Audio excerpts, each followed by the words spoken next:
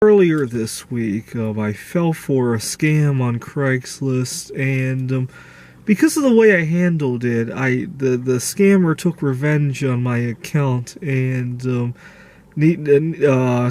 make a long story short, I can no longer use the same phone number on Craigslist again.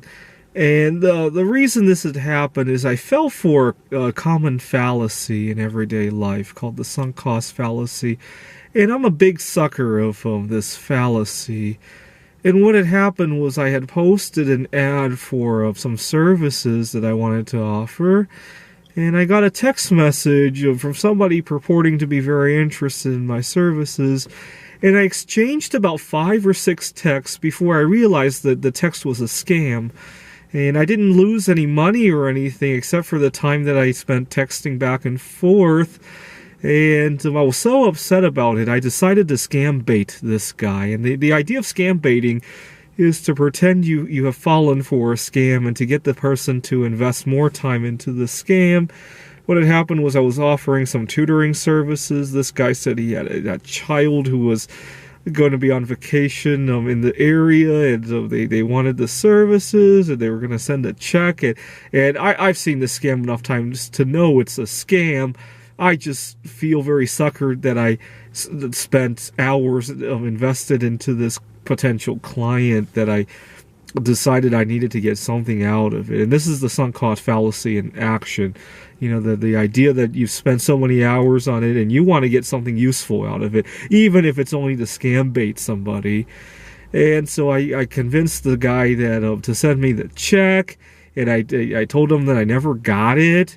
And I told him to send another and another. And I eventually convinced him to send it with certified mail and all that. And he was very upset about all that. And he decided to just harass the fuck out of me with multiple scammers. And then he did something to my Craigslist account, which caused all of my ads to get flagged. And yeah, sunk cost fallacy on hand.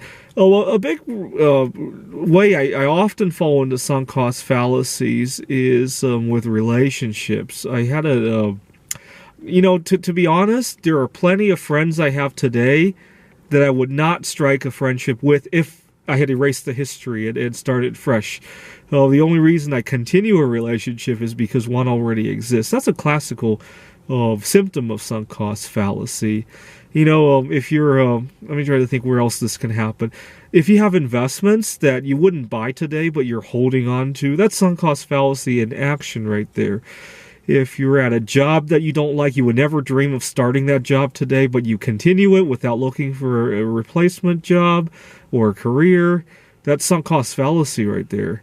Oh, and that's a question you should often ask yourself. Would I jump into the situation I am in today if I weren't here? That's a common question you need to ask yourself regularly to avoid falling for it. Thanks for watching.